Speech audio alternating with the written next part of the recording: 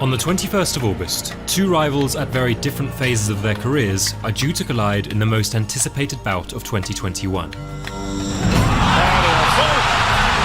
gosh, what a straight left hand. No way. That is that.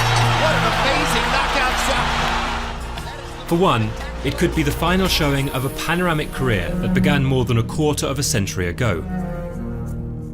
Outshining the best in multiple eras, Manny Pacquiao's breathtaking journey through numerous weight classes has transformed him into a global icon that's transcended the sport and beyond. And his unwavering desire to continuously seek out the most dangerous of obstacles has now led him to perhaps his most perilous opponent. His alias is titled The Truth. A harsh indictment served to a multitude of opponents on his way to becoming the unified WBC and IBF champion, and widely considered as the number one in a division overtaken by a new generation of welterweights. But a truth that both Errol Spence and Manny Pacquiao are acutely aware of is the magnitude of their upcoming clash in just a few weeks' time. And in this video, we take a detailed journey through their careers as a reminder of what's at stake in boxing's latest pay-per-view extravaganza.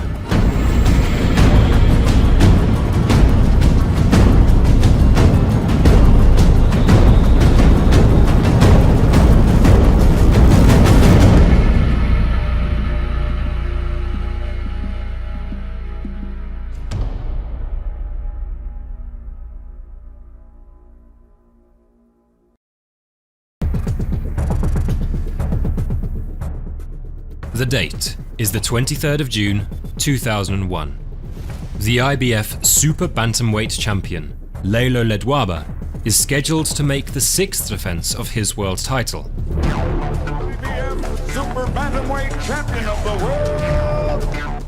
And having already stopped 4 out of his previous 5 challenges, the South African is considered one of the best operators in the lower weight classes. His opponent tonight, a fresh-faced Filipino, acting as a last-minute replacement. Pacquiao. Say Pacquiao. Pacquiao. I'll get it right. Pacquiao. But, unbeknownst to Ledwaba, the 7-1 underdog standing before him was on the verge of taking the entire boxing world by storm. Talk about getting old in a hurry. I think this guy just hit so hard that Ledwaba is totally on the defensive. Almost a resignation in the eyes of Ledwaba. That's a TKO victory for the very impressive Manny Pacquiao. The unexpected annihilation of the IBF Super Bantamweight champion served only as a brief pit stop for the Filipinos' quest for world dominance. This is some prospect, Bobby. To me, he's every bit as exciting as Prince Nassim Hamed. He really is. He can punch. He can take a punch. He's aggressive. And he loves to fight. Before long, an opportunity came beckoning for a more astonishing feat, one that would elevate his growing reputation to new levels. The reigning featherweight champion of the world! Marco Antonio Barrera, a Mexican great, and universally recognized as the featherweight champion of the world. Barrera says that he sees in Pacquiao his own younger, hungry warrior self. But whatever his accolades and honored place amongst boxing's elite, he would quickly find himself victim of the sport's newest featherweight star. Hard left hand, straight on the button by Pacquiao. Down goes Barrera. There are probably some in this arena who didn't really know who Manny Pacquiao was. Now they know, as Pacquiao tries to go ahead and finish Barrera. I don't care how proud he is. There's no way a great fighter should have to go through 3 more minutes of this. New featherweight champion of the world, Manny Pac-Man Pacquiao. 11 rounds of unfiltered violence would see the end of one fighter's reign and the beginnings of another. Manny Pacquiao is a storm. Juan Manuel Marquez hasn't ever seen anything like that. Who has? And he fires the straight left hand, and there's the punching power. Down goes Morales. And The brave heart of Morales holds up, but his legs go again. Right here. Down goes Marquez on a straight left-hand shot. Perfect shot by Pacquiao.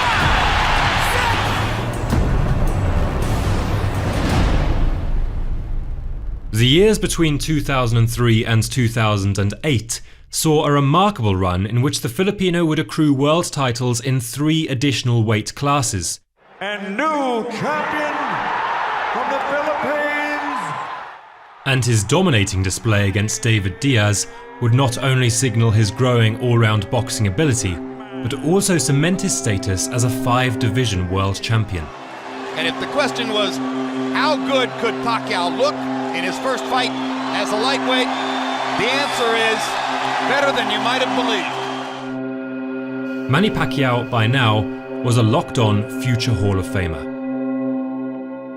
But his quench for greatness would hit new heights when he decided to make an audacious attempt at the biggest challenge of his career. Yeah, no, both guys are legitimately great, but it's like a handicap match, Dan. Why Oscar, again, who is like 5'10 and a half, against a guy who's 5'5-ish? What type of shot will people give Pacquiao? So for him to go over there and beat Oscar De La Hoya, not only would it be an upset in mainstream boxing, but around the world people were seeing an upset, but the people of the Philippines believe that Manny's going to do it. You know, Pacquiao is regarded as #1 pound for pound, but he's a much smaller man. What went into your decision-making process? As was to be expected, the matchup drew criticism from most of the boxing world.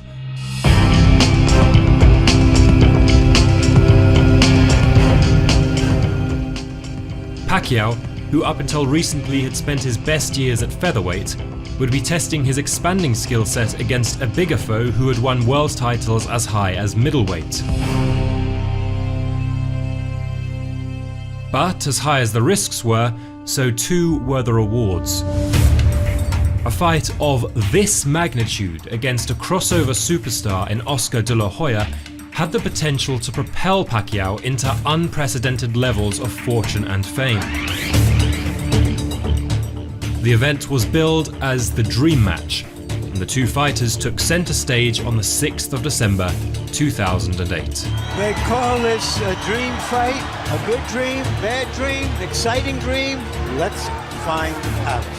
For much of Pacquiao's career, the reputation of a fierce, carefree slugger followed, always obliging his opponents in risky punch exchanges and allowing his raw speed, strength and power to prevail. But for the first time in his career, the Filipino began demonstrating his growing ability to instead box intelligently on the move. He takes a straight left hand and a right hook from Pacquiao and seems intent on retaliating, but already Pacquiao shows you that he wants to move in, move out quickly. Move in, land a flurry, move back out of De La Hoya's range. And the quickness of Pacquiao is a factor in round 1. Round by round, the former middleweight champion was being sliced down with an endless supply of left-hand leads, never missing the mark.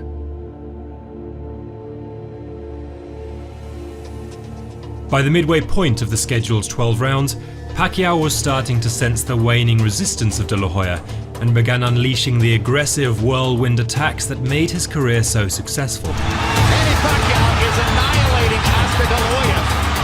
Pacquiao is making De La Hoya look old, slow, ineffectual. Some of us wonder whether Manny Pacquiao would become the Henry Armstrong of this era. Right now, he's looking like the immortal Armstrong. Glory and a lot of money in Oscar De La Hoya's past, but he's getting beaten up here. Beaten and bruised, the Golden Boy could fight no more. We're gonna stop it. Better we stop it. Let's finish it. That's it. Let's go. It's over. Manny Pacquiao has beaten Oscar De La Hoya. And it was the right thing to do. Manny Pacquiao, once again, had destroyed the odds. And his triumph this time round would send shockwaves across not just the boxing world, but the entire sporting landscape and beyond, to become a global icon.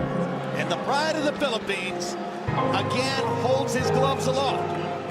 #1 pound-for-pound fighter in the world. Something so illogical, so unusual, that you simply couldn't have imagined it would happen.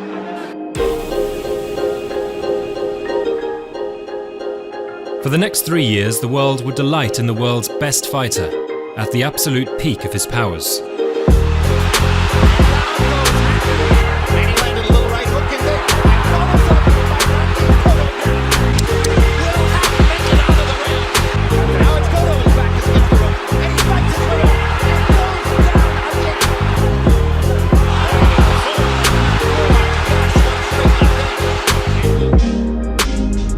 During this time, the Filipino phenom went on to win an additional 3 world titles in 3 more weight classes.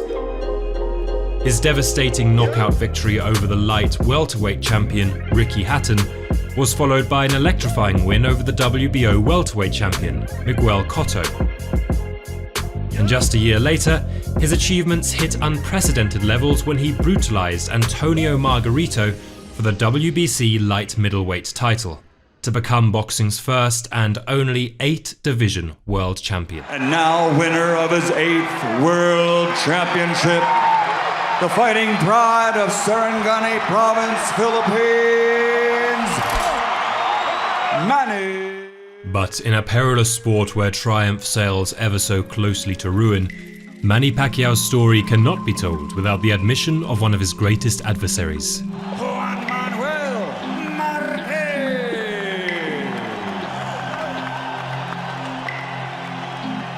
7 years prior, the pair met for the first time as featherweights to give birth to one of the most hotly contested rivalries in recent times.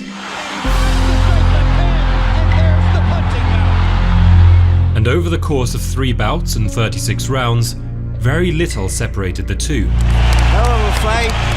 I'm calling it another draw. Though Manny Pacquiao would emerge the winner in 2 out of the 3 bouts, the boxing world demanded a 4th and final showdown to settle unfinished business.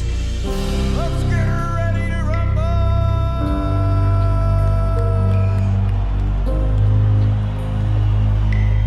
The fight would signal an end to not only their personal saga, but also the Filipinos' reign at the top of the sport. As for the first time in their rivalry, Pacquiao had Marquez's newfound punching power to contend with.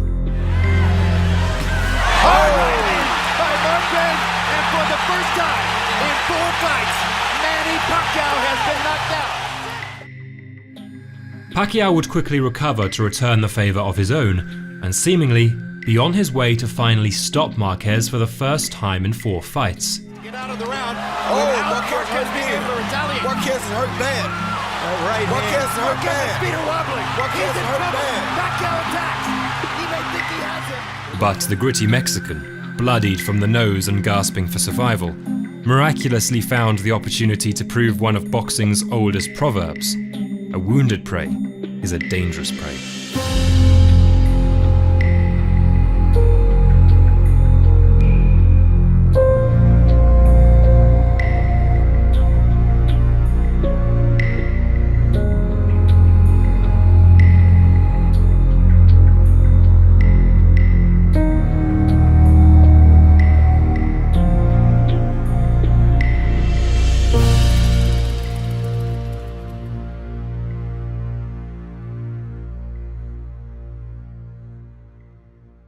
Pacquiao's extraordinary reign at the top of the sport would meet its end in the form of an equally vicious right hand, and for the first time in his 17 years as a professional fighter, found his career in serious jeopardy.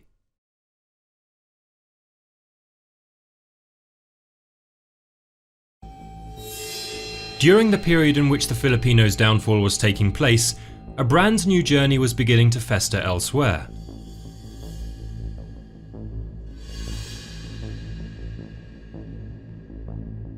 A 22-year-old amateur by the name of Errol Spence Jr. was being hailed as Team USA's standout talent in their campaign for the 2012 London Olympics. United States of America, Errol Spence. Errol Spence from Long Island in his very first Olympic Games tournament.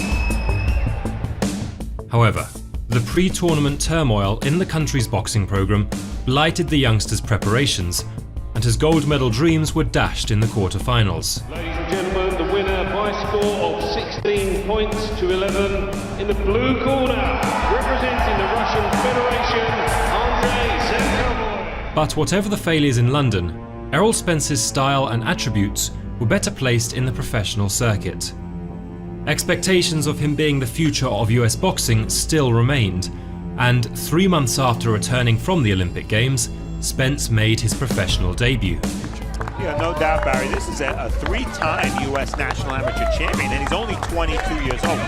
You talk to the other Olympians, they all tell you he's the hardest worker on the team, and there's a very, very big upside with Errol Spence. I like the way he's aggressive, he sits on his punches, he gives you angles, he takes his time. I think he's a complete package, and I think he's got a very bright future in the professional ranks. Spence had another on the left hand. Comes right back, and Garcia's down. To the bout, your winner by KO victory in his professional debut, Errol Spence Jr. A successful start to his pro career, and a steady, traditional route through the paid ranks followed. Two good body shot right to the head, that's it. Loading up the left hand. Look at this guy. You talk about relentless, good word, Dave, because Spence just won't stop throwing punches. Despite Spence meeting all requirements with his performances on fight night, it was instead his exploits outside of competition that enhanced his reputation. Whispers from gyms across the country told sparring stories of cracked ribs, bruised faces, and knockouts behind closed doors. But it was also in boxing circles where your legend was born, where people started to talk, hey, you gotta see this guy, Errol Spence. He's putting guys out in training.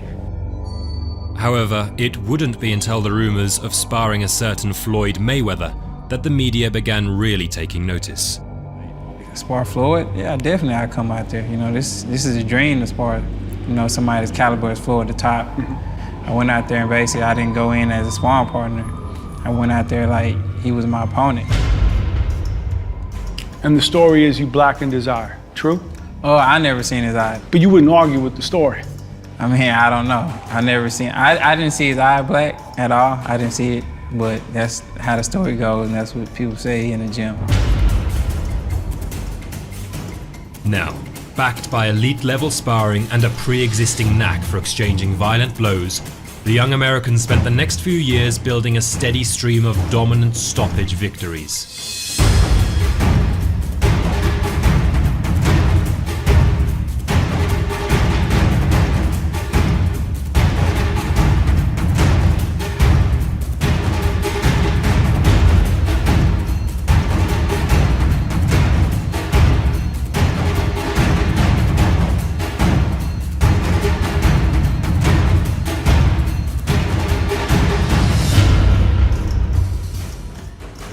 Errol Spence's rise coincided with the launch of Premier Boxing Champions, a new promotional outfit designed to introduce a new generation of boxing talent to mainstream US audiences. And impressive back-to-back stoppage wins soon created an ideal moment for Spence to demonstrate his abilities against a former world champion. And new undefeated WBO. 3 fights prior, the once WBO light welterweight champion Chris Algieri had already shared the ring with the great Manny Pacquiao. Despite suffering multiple knockdowns, Algieri did manage to see out the full 12 rounds, and now an opportunity for Spence to do one better was snapped up with both precision and ruthlessness.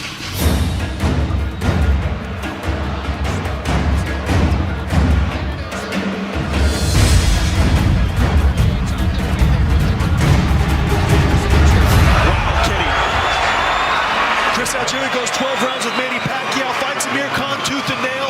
Errol Spence dissects him, assaults him, and takes him out here in round 4. And I mean, that was just an impressive display by Errol Spence as a new face in the 147-pound division. The statement had been made, and the rest of the welterweight division was being put on notice. I'm number 1 contender to Kell Brook, so Kell Brook know what time it is. We gotta get in the ring and fight. The intentions were clear. And another emphatic knockout victory over Leonard Bundu made Errol Spence the official mandatory to the IBF world title. You made the motion after the win. You want a shot at that title. What's your message for Kell Brook, the current title holder? You know, if he's not going to fight me, then he needs to vacate and I fight somebody else. But I definitely want that IBF title shot this year. At the time, the welterweight division was split into 4 different title holders. Errol Spence's most recent victory granted him a shot at the talented Briton, Kell Brook. And still, the undefeated IBF welterweight champion of the world. The fact is, all these Americans, we've seen it before with Jeff List, there's a lot of hype in it. You know, he's never ever fought an animal like me. I'm looking forward to chucking some chocolate brownies at Spence. The only one truth in this fight is Errol's gonna get beat. Yeah, you fighting somebody your size now, huh? Yes. Huh? Fighting somebody your size now, huh? Yeah, you ain't smart. You're not fighting a 5'7" Sean Porter. You're not fighting a little Kevin Bizier. Yeah. Nah. What? Yeah. Some dude's 50 year old. It don't matter. He went 12 with Keith Thurman, didn't he? So what? I got him out there easy. Chris Algieri got him out there easy.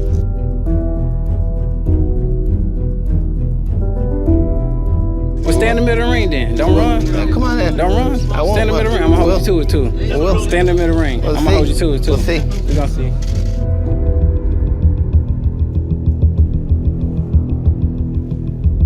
The fight took place in Kell Brook's hometown of Sheffield, with 27,000 of his fans in attendance at the Bramall Lane Stadium.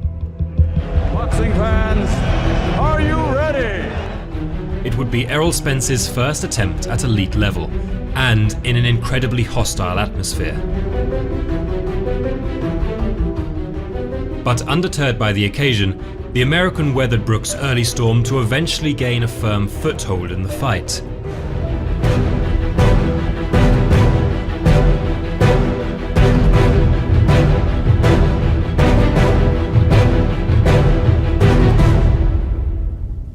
Leaving nothing to chance, Spence's chopping assaults forced Brook, with a damaged eye, to retire in the 11th round. It's over! Errol Spence Jr. has done it! The truth hurts!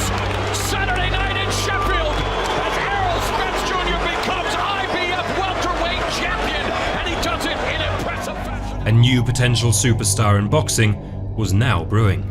Welterweight champion of the world! And the mission to expand and dominate the rest of the welterweight division was underway.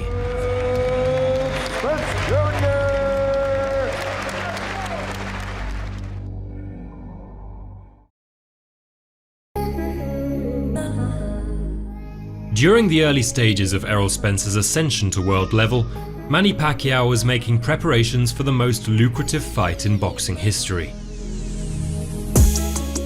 It was a clash that took 7 strenuous years to produce, and if the boardroom negotiations alone weren't difficult enough, it would be the dangers of the ring in and of itself that almost scuppered the fight from ever taking place. He scores a colossal right hand to knock Pacquiao cold. The devastating events of December 8th, 2012 left Pacquiao's career at a desolate juncture. And we have to ask, will Manny Pacquiao ever be seen in the ring again? Doubts poured as to whether the Filipino legend, already a veteran of 17 years, could ever compete at elite level again, with some analysts even pleading for him to retire. But you have another full-time career back home as a congressman. Do you want to fight again? But after almost a year of self-reflection and healing, the once pound-for-pound king made his highly anticipated return to the ring against former world champion Brandon Rios. Fuck that. One Mexican knocked him out. This Mexican-American is going to retire Pacquiao. Everyone's expecting a dust-up.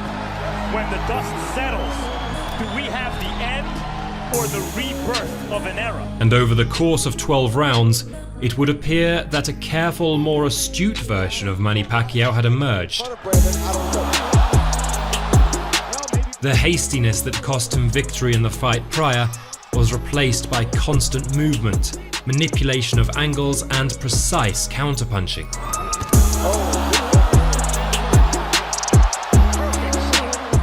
A routine points victory had been secured. But if the interest in the Pacquiao vs Mayweather fight was to be rekindled, a more distinct statement was still required. Freddie Roach built Manny Pacquiao as a knockout machine, and he wants to see him doing it again, even though Manny hasn't had a knockout for several years now. A fifth fight with Juan Manuel Marquez proved too elusive, and a shot at an alternative form of redemption instead presented itself.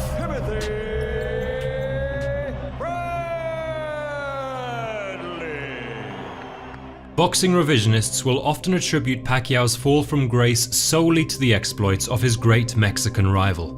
But officially, his incredible win streak was ended 6 months prior to the Marquez defeat, and it came at the hands of the man aptly nicknamed the Desert Storm. And new WBO welterweight champion of the world, the Desert Storm. Though the entire boxing world regarded the official proclamation a dubious one, Timothy Bradley did follow up with a separate feat that Pacquiao himself couldn't accomplish.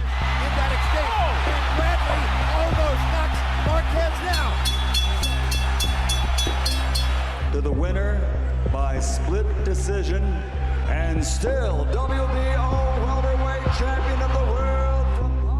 And so, with Marquez's scalp in one hand and the WBO trinket in the other, the undefeated American presented a worthy challenge that, if overcome, could restore faith in Pacquiao's chances against Floyd Mayweather.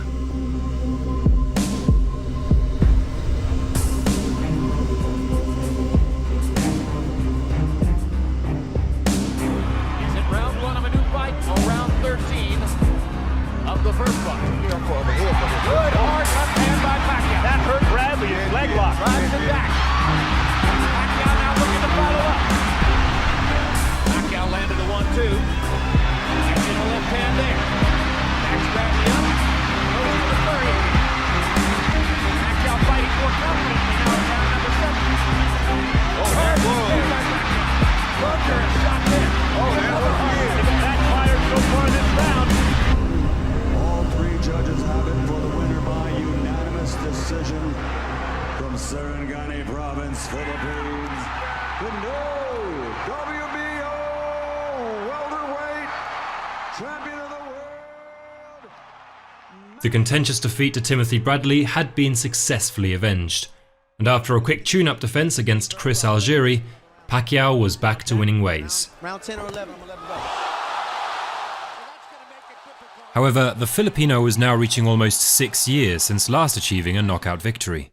The dynamic attacking machine that ignited intrigue for a Floyd Mayweather fight in the first place seemed long abandoned. You know, part of what people loved about Pacquiao, even as he rose in weight, was that he was a risk taker. Now, that backfired against Marquez, and it's probably smarter against these bigger fighters to back off if you have the fight already won. But he's not quite the same guy, neither in terms of his speed and explosiveness, nor in terms of the kind of mentality he brings to the ring, which was one of a finisher, and one that made us imagine that we're watching one of the very greatest fighters who ever lived at his best. He's not that guy anymore, but he's still pretty damn good.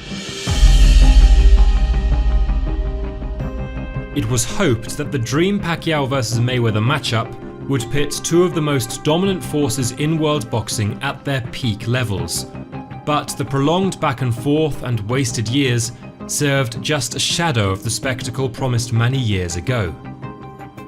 Whatever the commercial success and broken box office records, nothing could be done to prevent a dull, actionless 12-round affair in which Mayweather secured a points victory. A disheartening reminder of one of the many ills that plague the sport was candidly delivered on its grandest stage. But the financial objectives of the game can never be understated. Manny Pacquiao had successfully participated in the richest fight in boxing history, and with Mayweather's imminent retirement and little public interest in a rematch, the former champion was left to ponder his remaining role in a sport he had already achieved so much in.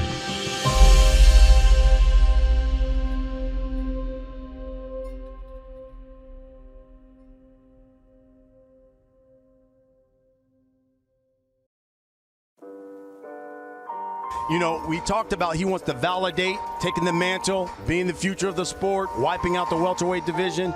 Hey, let me tell you something. This guy is special. More punches. He's a bigger guy. Oh. And there he drops Lamont Peterson in round 5 with a left hook. Yeah, you know, the ring is said to reveal the truth, and his nickname is the truth. And we found out how real he really is against a guy like Lamont Peterson. But Errol Spence Jr. has all of the tools to be the face of the sport. 27 years of age, entering his prime, unbeaten. He does all of his real talking inside the ring, and he dares to be great. He wants to be the last man standing. He's a throwback in that regard. Because he loves to fight. And, you know, he's one of the reasons why 2017 was such a great year for boxing. And I think 2018 is going to be just as big.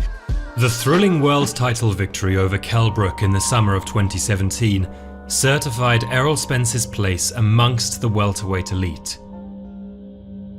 And a quick tune-up victory over Lamont Peterson then qualified him for the first pay-per-view event of his career. Errol Spence Jr. wants to be bigger than the belts. Mikey Garcia says, I want to challenge the best, and Spence is the best. His opponent, the undefeated Mikey Garcia, was an immensely gifted fighter in his own right. But it was clear from the outset that his selection was a calculated one. The lightweight champion was required to jump up 2 weight classes for a box office fight that Manny deemed a mismatch. 21 via knockout. And to nobody's surprise, Errol Spence dominated proceedings with a straightforward 12-round decision. Errol Spence in round 9, landing 51 punches, most by a Garcia opponent in 20 fights. The deliberate choice of a passive, undersized opponent did little to impress hardcore observers. But by tapping into the Mexican-American fight audience, it did prove a shrewd business move to not only hit respectable pay-per-view numbers, but an opportunity to showcase Errol Spence as more than just a fighter that overpowers his opponents. And I showed that, you know, I have a jab, a 1-2, my boxing IQ is high, and I have a lot of different things that I bring to the table except just, you know, pure brute strength. With his box office presence slowly developing in the welterweight division, attention could now be turned to a fellow title holder. I think the question Sean is trying to ask, who do you want to fight next, and would it be him? If I don't get that Manny Pacquiao fight, I would definitely take the fight with Sean Porter. Sean Porter, a 2-time world champion in possession of the WBC belt, brought with him a physical challenge that, perhaps in the fight prior, was lacking. And on the 28th of September at the Staples Arena in Los Angeles, the two combatants squared off to create one of the most action-packed fights of the year. Lately I've been living like I can't take a loss. They ain't wanna help me, that's what made me a boss. You can't kill my confidence, I think I'm the man.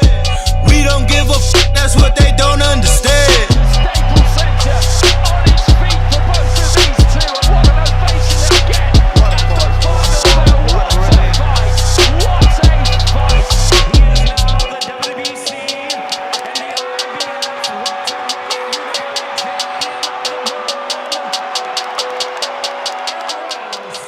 A successful unification against Sean Porter now put Errol Spence in prime position at welterweight. 2 out of the 4 world titles were in his grasp, and the mission was underway to capture the 3rd in a high-profiled mega fight that would propel Spence to the pinnacle of the sport. But for such a plan to exist, it would require his future opponent displaying the courage to turn ruin into triumph.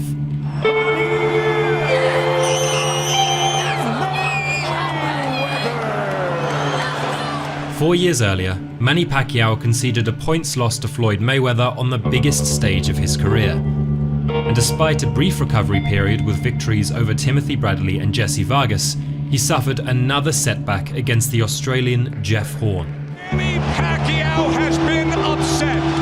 And I thought Pacquiao won the fight. If you go by the real rules, the Marcus of Queensberry rules, who lands the cleaner punches? The decision may well have been a questionable one, but it demonstrated a visible decline in Pacquiao's standing in the sport. And in response, the Filipino restructured his team, split from his long-term promoter, and joined forces with the same boxing advisor as Errol Spence. As the founder of Premier Boxing Champions, Al Heyman's volume of welterweight talent allowed him to form a monopoly in the division. And in his latest recruit, recognised the highly venerated position he still maintained in the game, and immediately reintroduced him to pay-per-view status with a bout against the brash Adrian Broner. And if this ain't Nickelodeon, this pay-per-view. Y'all got me fucked up if y'all think I'm about to lose to Manny Pacquiao, man. I'm about to beat his motherfucking ass on God now. Fuck Floyd, man. No disrespect, but he ain't fighting Floyd. Absolutely. I'm about to beat your motherfucking ass, man. You worry about Floyd. Rematches and Floyd. You gotta get past me first, big feet motherfucker. I got the whole hood with me. H-O-O-D.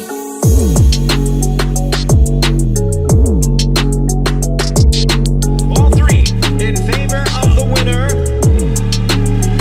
And still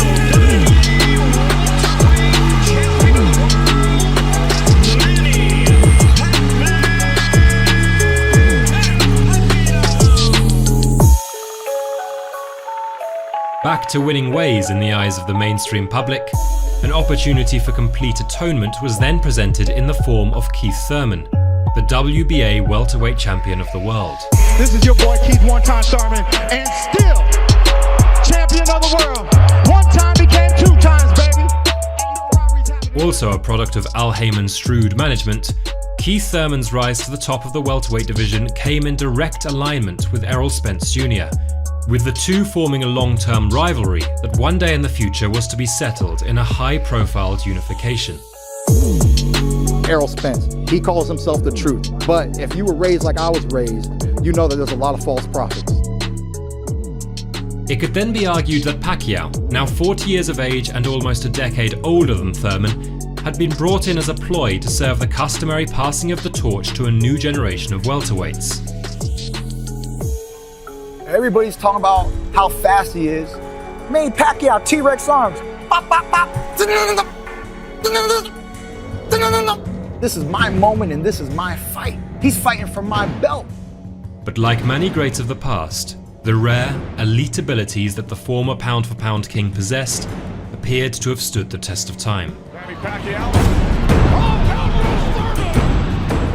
In an astonishing display of skill, power and grit, the 40-year-old veteran took the undefeated record of an elite welterweight and was now heading into a remarkable 4th decade as a world champion.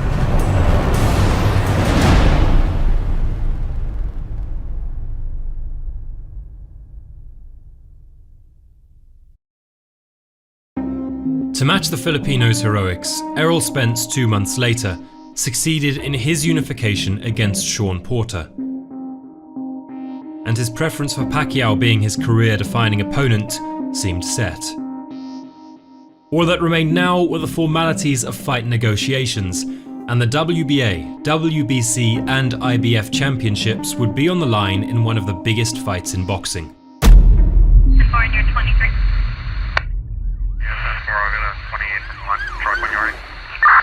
Now to the video you saw first on the CBS DFW social media channels. A violent crash overnight as a Ferrari flipped on a Dallas street. In that car was Errol Spence Jr. He's the boxing champion from DeSoto. Spence survived the crash, but is in rough shape at a Dallas hospital right now.